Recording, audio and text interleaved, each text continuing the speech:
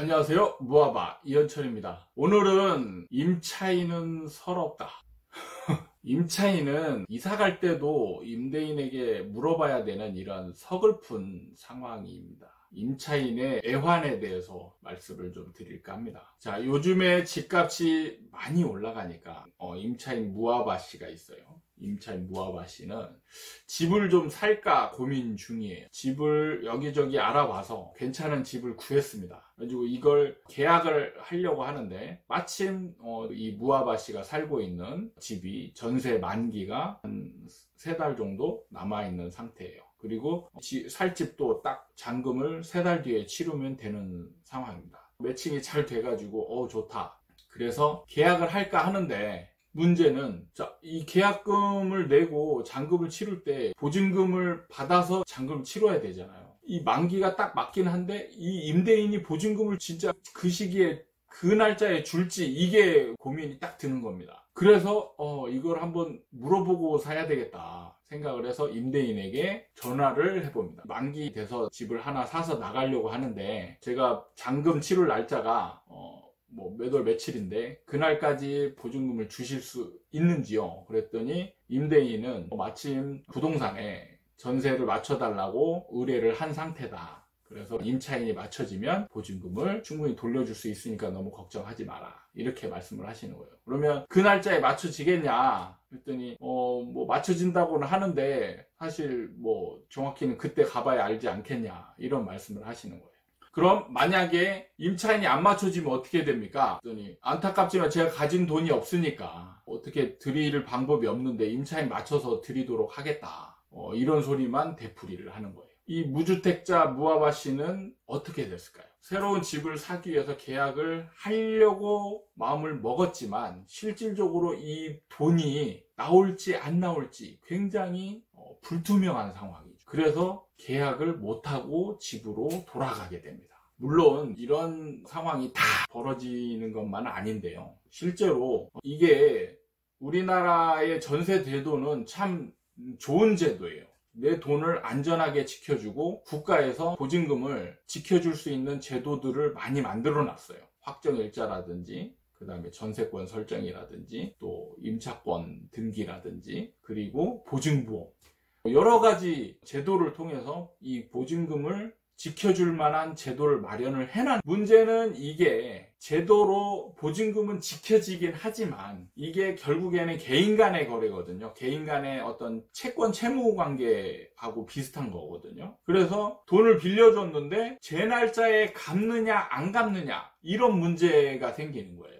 사실 집을 사고 계약을 하게 되면 이제 계약금 지불하고 잔금 날짜를 딱 정확히 정해놓고 그 날짜에 돈을 넣어야 되는데 임대인한테 받을 보증금은 제 날짜에 받는다라는 확신이 없게 되는 겁니다. 임차인은 이게 가장 불안한 지위에 있는 거죠. 그래서 실제 현장에서 이런 상황 때문에 계약을 못하고 돌아간 분들이 굉장히 많이 있었어요.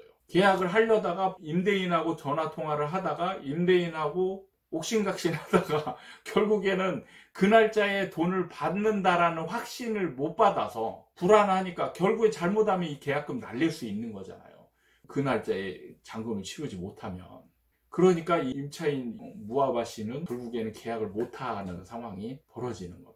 지금도 어떤 부동산 카페나 이런 데 가보면 그런 질문들이 굉장히 많아요. 지금 이사를 가야 되는데 임대인이 보증금을 안 줍니다. 못 준대요. 그러면 어떻게 해야 되나요? 그럼 다들 임차권 등기하고 이런 얘기하고 보증보험에서 받아줄 거다 하는데 문제는 이 보증금을 뜯길 만한 걱정은 사실 없어요. 근데 문제는 이 보증금을 받아서 뭔가를 해야 되는데 이 보증금이 안 나오는 게 문제죠. 이 무주택자 무아바 씨가 돈이 많아가지고 그 돈 가지고 쓰고 이 돈을 받아오면은 문제가 없어요. 근데 무주택자들이 그만한 돈 여유를 가지고 있는 사람이 얼마나 있을까요? 많지 않거든요. 심지어는 다른 전세 물건이나 아니면 매매 물건에 계약금 치를 돈도 없는 사람도 수두룩합니다. 그래서 계약할 때 임대인에게 부탁해가지고 계약금을 좀 먼저 줄 수 있느냐 이런 상황도 굉장히 많이 벌어져요. 이때 복불복이죠. 임대인이 돈이 좀 여유가 있고 착한 사람일 때 이걸 얻어가지고 줄 수 있는, 만약에 저처럼 착하지만 돈이 없는 임대인을 만나면 이런 혜택도 못 받는 겁니다. 저는 주고 싶지만 돈이 없어요. 돈이 없는 사람이 계약금을 어떻게 줍니까? 계약 먼저 하시고 나중에 임차인 맞추면 이거 드릴 수 있습니다. 이렇게 얘기할 수밖에 없는 거죠. 그렇죠. 참 어떻게 보면 제도적으로 잘 갖춰진 그러한 임차인의 지위를 가지고 살기는 하지만 현실적으로 보면 뭔가 불안하고 불합리한 것들이 한두 가지가 아닙니다. 저는 이런 부분에 있어서 정부가 좀 이런 것들을 좀 해결을 해줬으면 좋겠다, 이런 생각은 좀 가지고 있습니다.